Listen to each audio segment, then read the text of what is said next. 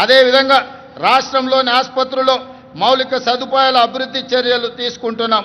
100 ఏళ్లకు చరిత్ర కలిగిన ఉస్మానియా ఆసుపత్రికి పూర్వ వైభవం వచ్చే ప్రయత్నం చేస్తున్నాం.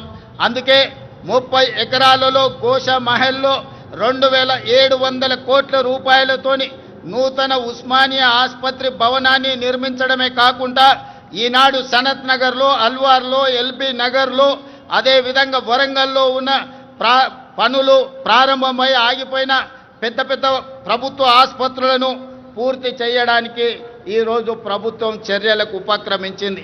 ఇదే కాదు, పేదవాళ్లకు ఉచిత వైద్యాన్ని అందించడానికి రాజీవ్ ఆరోగ్యశ్రీ ద్వారా 10 లక్షల రూపాయల ఉచిత వైద్యాన్ని అందించడం ద్వారా పేదల ఆరోగ్యమే మా ప్రభుత్వం యొక్క బాధ్యత అని చెప్పి ఈరోజు ఆ ప్రయత్నాలతో ముందుకు వెళ్తున్నాం మిత్రులారా.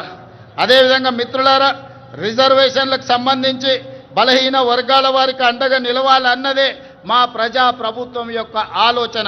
అందుకే ఈరోజు 1931లో దాదాపుగా 100 సంవత్సరాల క్రితం కులగణన జరిగింది దేశంలో జనగణనతో పాటు.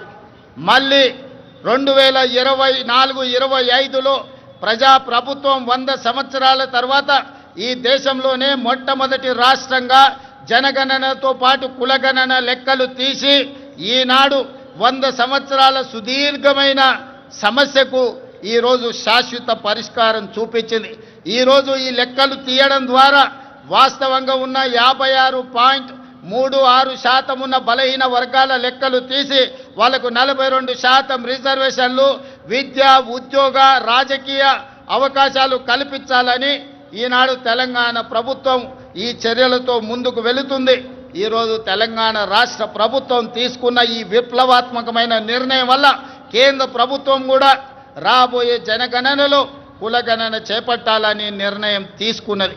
తెలంగాణ రాష్ట్రం దేశానికి ఆదర్శంగా నిలబడి కులగణన చేసిందని చెప్పడానికి నేను చాలా సంతోషిస్తున్నాను.